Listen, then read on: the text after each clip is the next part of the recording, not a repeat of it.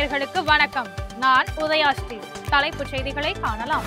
தொகுதி மறுசீரமைப்பு தொடர்பாக தென் மாநில முதலமைச்சர்களுக்கு முதல்வர் ஸ்டாலின் கடிதம். மாநிலங்களின் பிரதிநிதித்துவத்தை பாதுகாக்க கூட்டு நடவடிக்கை குழு அமைக்க அழைப்பு.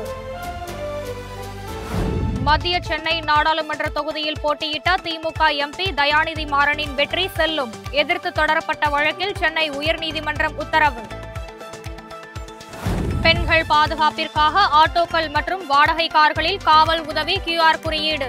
மகளிர் தினத்தை ஒட்டி புதிய திட்டத்தை தொடங்கி வைத்தார் முதல்வர் ஸ்டாலின். பிரதமரின் இலங்கை பயணத்திற்கு முன்பே தமிழக மீனவர் பிரச்சினை தீர்க்கப்பட வேண்டும். பாமக நிறுவனர் ராமதாஸ் வலியுறுத்தல். மக்களோடு சேர்ந்து சேலம் மாநகராட்சி மேயரை முற்றுகையிட்ட திமுக கவுன்சிலர்கள். குடிநீர் பிரச்சனையை தீர்க்க கோரி போராட்டம். திருச்சி அருகே புகழ்பெற்ற பொன்னர் சங்கர் கோவிலில் நடைபெற்ற வேடபரி திருவிழா. ஆயிரக்கணக்கான பக்தர்கள் பங்கேற்று வழிபாடு. இனி தொடர்வது விரிவான செய்திகள்.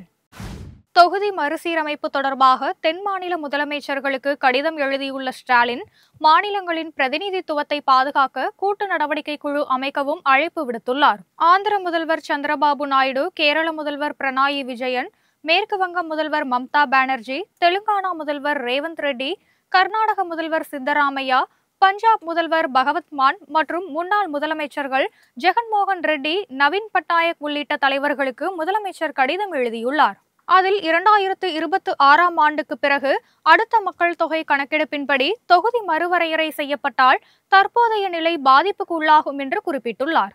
மக்கள் தொகையை கட்டுப்படுத்தி சிறந்த நிர்வாக குறியீடுகளை அடைந்த மாநிலங்கள் நாட்டின் கொள்கைகளை வரையறுக்கும் நாடாளுமன்றத்தில் குறைக்கப்பட்ட பிரதிநிதித்துவத்தை எதிர்கொண்டு நியாயமற்ற ஒரு தண்டனையை பெற நேரிடும் என்றும் அந்த கடிதத்தில் முதலமைச்சர் குறிப்பிட்டுள்ளார். தேசிய கடமைகளை நிறைவேற்றும் மாநில அரசுகளுக்கு எதிராக இந்த தொகுதி மறுவரையறை அமைந்து அதன் மூலம் அம்மாநிலங்களின் முன்னேற்றம் தடைப்படும் என்பதற்காக தான் தாங்கள் இதனை எதிர்ப்பதாகவும் முதலமைச்சர் சுட்டிக்காட்டியுள்ளார். இது தொடர்பாக வரும் 22ஆம் தேதி ஆலோசனை கூட்டம் நடைபெற இருப்பதாகவும் இதற்கு தாங்கள் வருகையை எதிர்பார்ப்பதாகவும் முதலமைச்சர் ஸ்டாலின் தனது கடிதத்தில் கேட்டுக் கொண்டுள்ளார். பெண்கள் பாதுகாப்பிற்காக சென்னையில் ஆட்டோக்கள் மற்றும் வாடகை கார்களுக்கு காவல் உதவி QR குறியீடு திட்டத்தை முதலமைச்சர் ஸ்டாலின் தொடங்கி வைத்தார். சென்னை தலைமைச் செயலகத்தில் நடைபெற்ற நிகழ்ச்சியில் அவர் இத்திட்டத்தை தொடங்கி வைத்து வாகனங்களில் ஒட்டப்பட்ட குறியீட்டையும் ஆய்வு செய்தார். ஆட்டோ அல்லது வாடகை கார்களில் செல்லும் சமயத்தில் ஆபத்து நேரிட்டால் இந்த QR குறியீட்டை ஸ்கேன் செய்து பாதிக்கப்பட்டவர் உடனடியாக காவல் கட்டுப்பாட்டு அறைக்கு SOS தகவல் அனுப்ப முடியும்.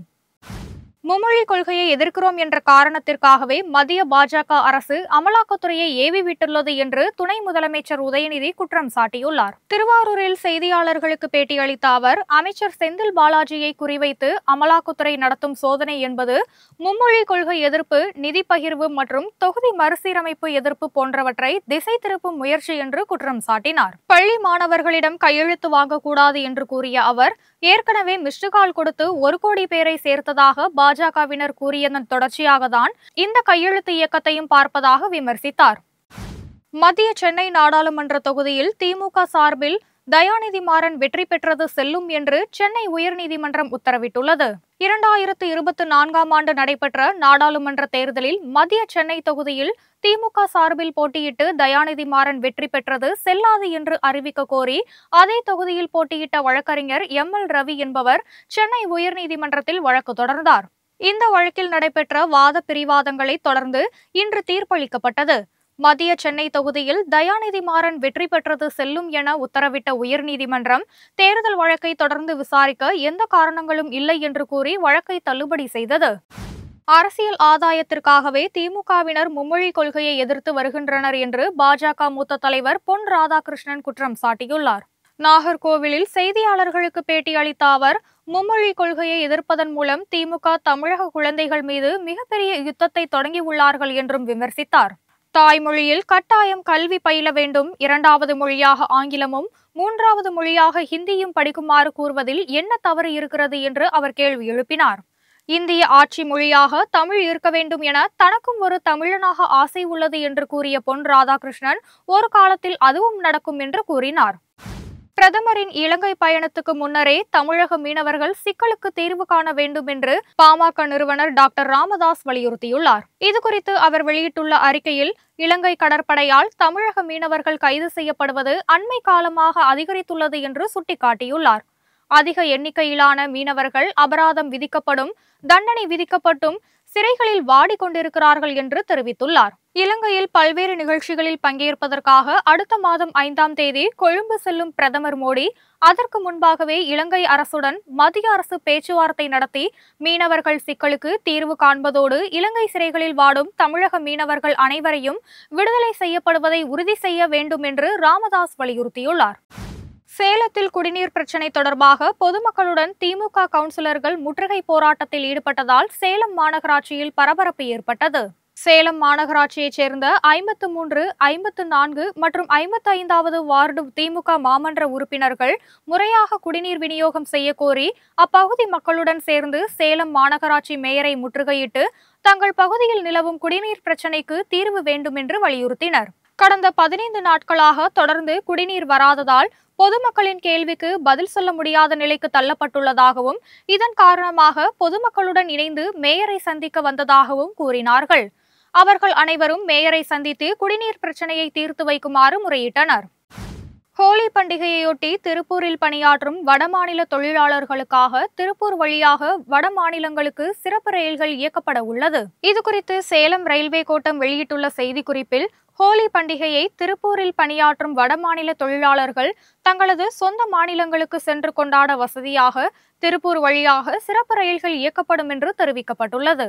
திருவனந்தபுரம் ஹஜ்ரத் நிஜாமுதீன் சிறப்பு ரயில்கள் திருப்பூரில் நின்று செல்லும் என்றும், பண்டிகையை கொண்டாடிவிட்டு மீண்டும் திருப்பூர் திரும்புவதற்காக 2 சிறப்பு ரயில்கள் இயக்கப்படும் என்றும் தெரிவிக்கப்பட்டுள்ளது. திமுக முன்னாள் அமைச்சரும் அக்கட்சியின் மூத்த தலைவர்களில் ஒருவருமான பேராசிரியர் அன்பழகன் நினைவு நாளையொட்டி அவரது உருவப்படத்திற்கு முதலமைச்சர் மு.க.ஸ்டாலின் மலர்தூவி மரியாதை செலுத்தினார். இதுகுறித்து முதலமைச்சர் வெளியிட்டுள்ள எக்ஸ் தள பதிவில், தலைவர் கலைஞருக்கு உற்ற நண்பராக உறுதுணையாக விளங்கி கொள்கை வழிகாட்டியாக திகழ்ந்த பேராசிரியர் அன்பழகனை போற்றுவதாக குறிப்பிட்டுள்ளார். பேராசிரியர் வழிநடத்திய கல்வித்துறையை காப்போம், உரிமை போரில் வெல்வோம் என முதலமைச்சர் ஸ்டாலின் தெரிவித்துள்ளார். திருச்சி அருகே வரலாற்று சிறப்புமிக்க வீரப்பூர் பொன்னர் சங்கர் கோவிலில் நடைபெற்ற வேடபரி திருவிழாவில் ஆயிரக்கணக்கான பக்தர்கள் கலந்து கொண்டனர். மணப்பாறை அருகே உள்ள வீரப்பூரில் வரலாற்று சிறப்புமிக்க பெரிய கண்டியம்மன், பொன்னர் சங்கர், மாசி கருப்பண்ணசாமி உள்ளிட்ட தெய்வங்கள் அடங்கிய கோவில் மாசி திருவிழாவை ஒட்டி பொன்னர் குதிரை வாகனத்தில் சென்று அம்பு போடும் வேடபரி திருவிழா நடைபெற்றது. அம்பு போடும் இடம் வரை வழியெங்கும் குவிந்திருந்த ஆயிரக்கணக்கானோர் சுவாமிகளின் மீது பூக்களையும் பூமாலைகளையும் மழையாய் தூவி சுவாமி தரிசனம் செய்தனர். தஞ்சையில் பழமை வாய்ந்த கரந்தைப்புற்று மாரியம்மன் கோவிலில் குடமுழுக்கையொட்டி 1000க்கும் மேற்பட்ட பெண்கள் பங்கேற்று வழிபாடு நடத்தினர். தஞ்சாவூரை அடுத்த கரந்தையில் 150 ஆண்டுகள் பழமை வாய்ந்த புற்று மாரியம்மன் கோயிலில் வரும் 9ஆம் தேதி குடமுழுக்கு விழா நடைபெற்றது. இதனையொட்டி புலியாட்டம், மயிலாட்டம், தாரை தப்பட்டை என இளைஞர்கள் ஆட்டம் பாட்டத்துடனும் பெண்கள் முளைப்பாரி எடுத்தும் முக்கிய வீதிகள் வழியாக ஊர்வலமாக வந்தனர். மேலும் யானை மேல் புனித நீர்க்குடம் ஊர்வலமாக எடுத்து வரப்பட்டது. தென்காசி பகுதியில் ஆற்றில் மீன்பிடிக்க விரிக்கப்பட்ட வலையில் மலைப்பாம்பு சிக்கியது. தென்காசியைச் சேர்ந்த சொர்ண கணேசன் என்பவர் அங்குள்ள தலைமை தபால் நிலையம் பின்புறம் அமைந்திருக்கும் சிற்றாற்றில் மீன்பிடிக்க வலை விரித்து இருக்கிறார். வலையை இழுத்தபோது மீன்களுக்கு பதில் அதில் மலைப்பாம்பு இருந்ததை பார்த்து அவர் அதிர்ச்சி அடைந்தார். பின்னர் இதுகுறித்து தகவல் தெரிவிக்கப்பட்டதன் அடிப்படையில் அங்கு வந்த தீயணைப்பு மற்றும் மீட்பு குழுவினர் மலைப்பாம்பை மீட்டு அருகில் உள்ள வனப்பகுதியில் கொண்டு போய்விட்டனர். இத்துடன் இந்த செய்திகள் நிறைவடைகின்றன. செய்திகளை உடனுக்குடன் தெரிந்து கொள்ள இணைந்திருங்கள் ஆதனுடன்.